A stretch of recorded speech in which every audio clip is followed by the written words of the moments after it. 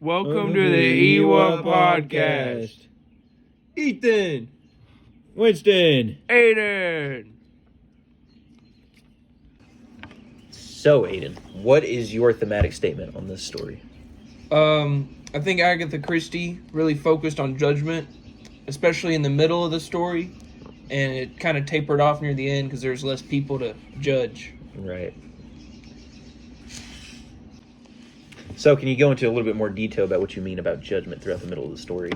Well, it all kind of starts off at the beginning in chapter 3 and kind of goes into chapter 4, where when they heard the gramophone.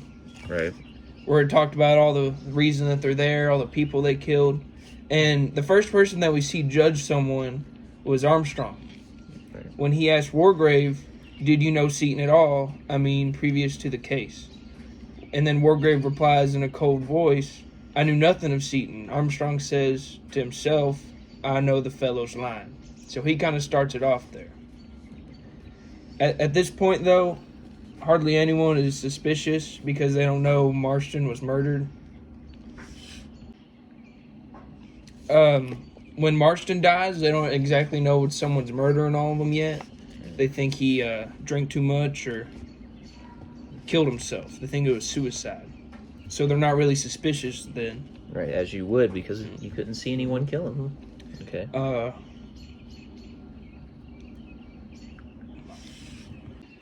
So at that point, they don't know Marston was killed. No one's suspicious.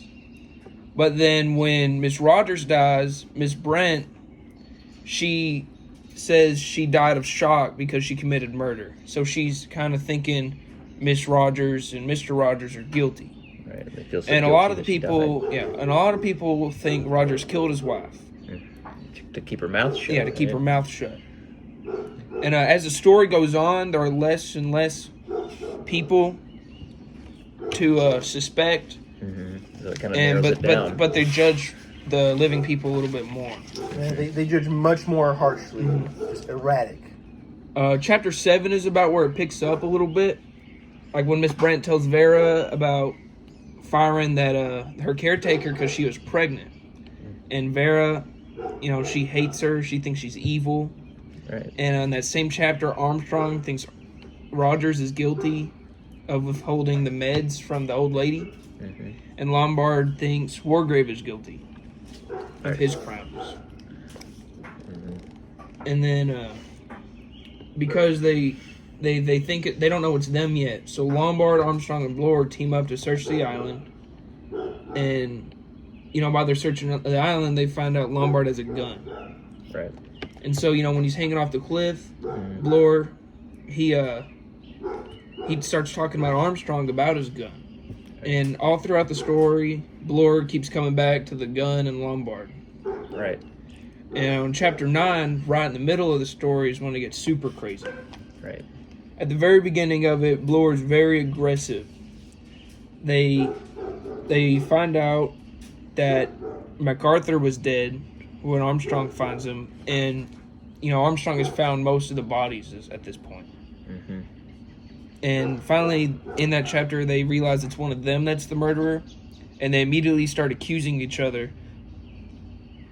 But none of them is confirmed innocent. And then a little bit later, in chapter 11, whenever they find Rogers is dead, Vera isn't really acting too crazy. And Bloor says that she's not acting scared enough. Yeah, but they really don't suspect Vera because she's a woman in this novel, which is a very tried and true trope because it could be very well be the woman. So I all think that adds to the judgment's mystery. going more towards the men. Right. Then in 12, Bloor's feeling... Chapter 12 is when they're all sitting around eating, and Miss Brent is feeling a little off. And when Armstrong offers her medicine, she very angrily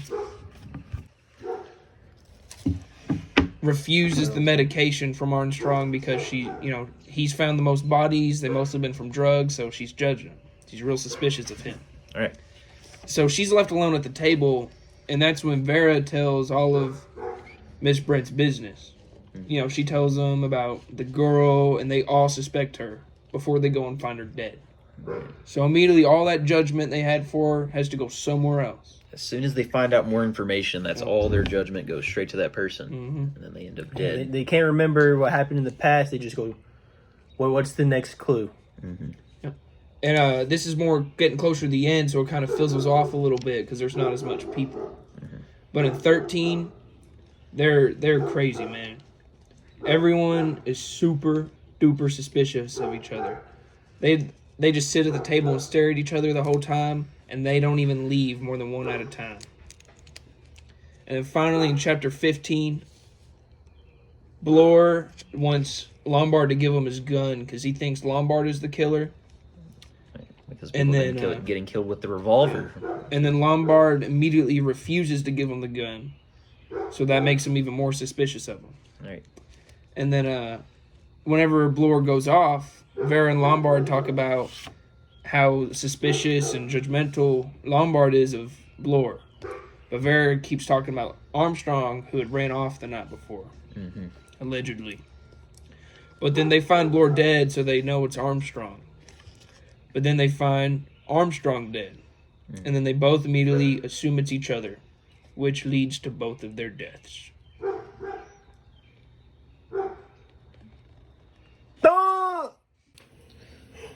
All right, Winston, what are you going to be talking about? Well, I'm going to be talking about justice. Justice! The entire book is one big murder mystery full of justice. Speaking of justice, Justice Wargrave. I play on words there. Right. The book is all about justice. Justice Wargrave, who ends up being the killer. Literally about justice. Literally about justice. The man himself. The man himself. The old reptilian tortoise-like figure who was a judge and judged everyone. That old geezer. That old geezer.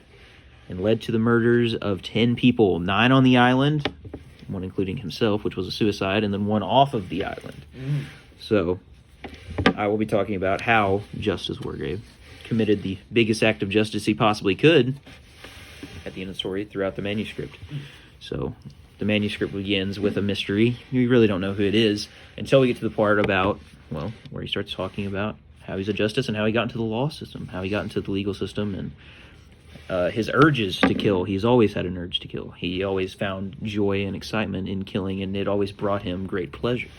So, we don't know this throughout the story, of course, because that would lead to, well, the answer of the mystery.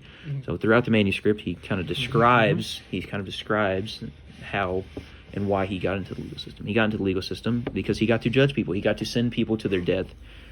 But one key factor is he did not like to kill innocent people. He did not see himself as a murderer. He saw himself as a judge of life and death.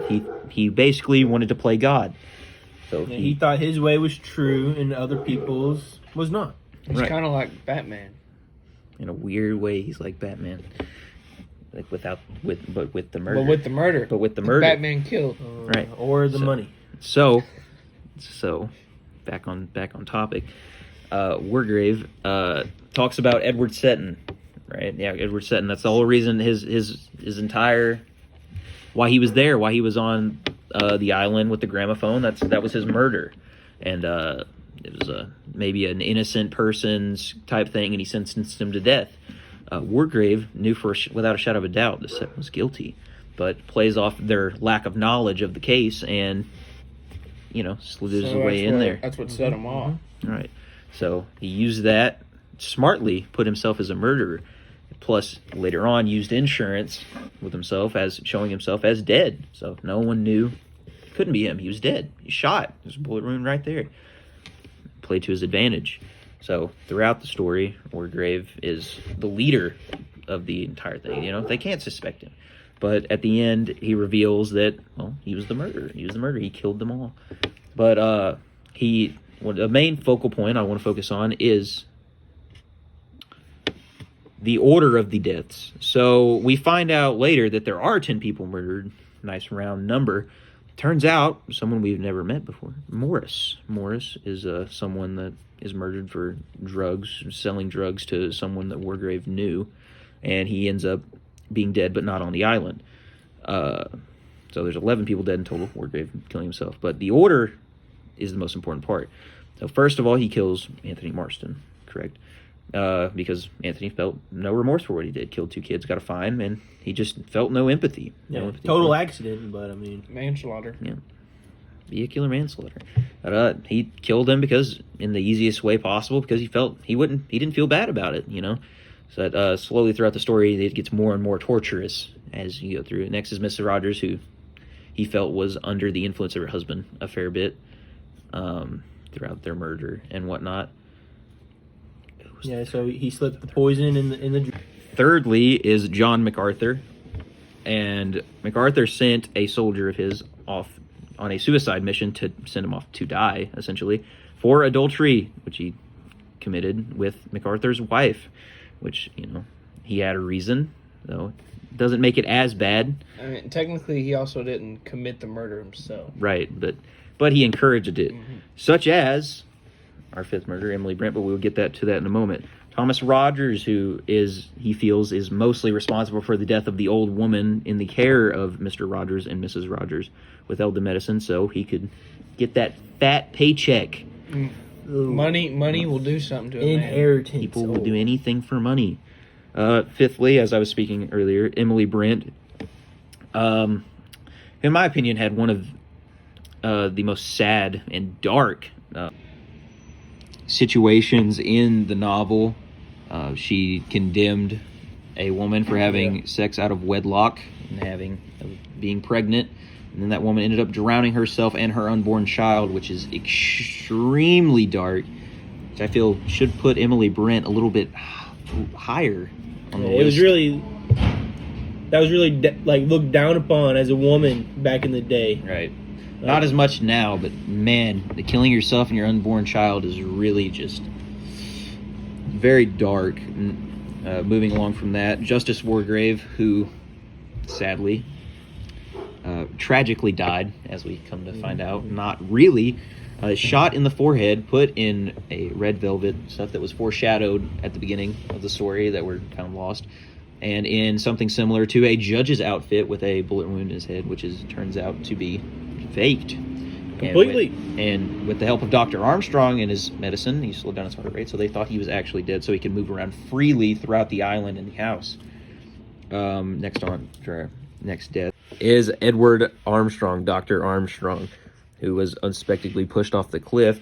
Armstrong was guilty of murdering a woman by accident for drunkenly operating on her, which would not fly in today's time, but in the getting late... drunk wasn't really an accident. Well, that wasn't an accident, but, the killing of the woman, which he feels extremely guilty throughout the chapter and throughout the entire story. He thinks about it a lot. Yeah, he's brought up, every time we see him, he's always talking to himself, and he seems kind of sane, and then he slowly drifts off into that guilt.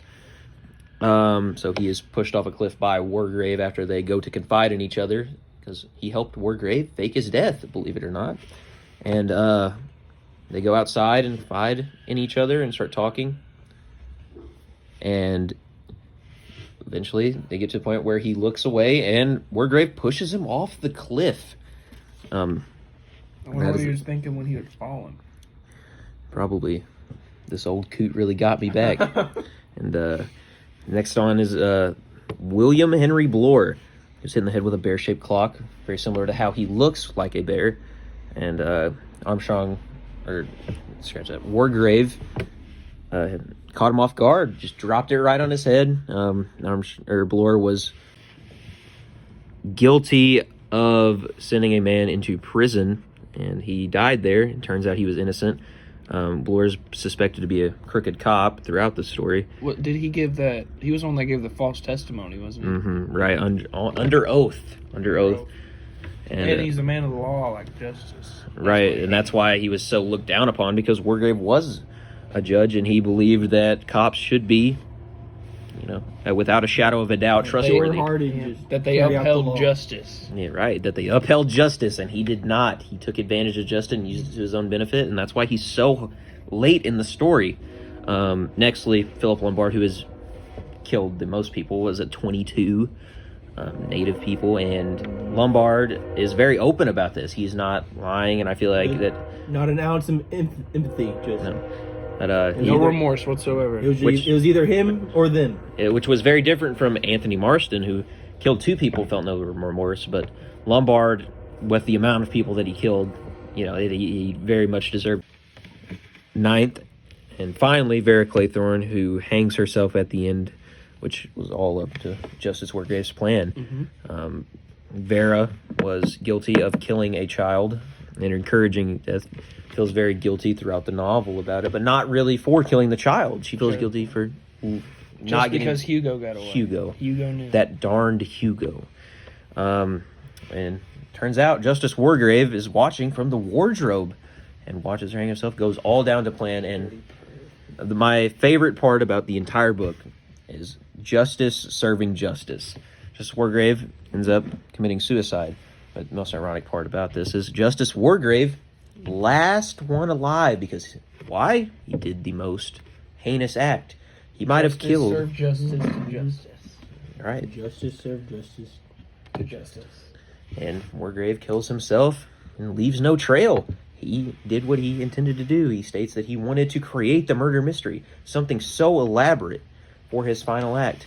Wargrave was dying, as he stated, and this encouraged him just one more push, and he committed the most heinous act of this novel. And he ends his own life with a gunshot wound to the head and lays on the bed like he was moved there, and root himself for any suspicion until the message in the bottle, which is the manuscript. And the climax is Justice Wargrave served justice, and then justice served Justice Wargrave. Thanks for listening. Ewa.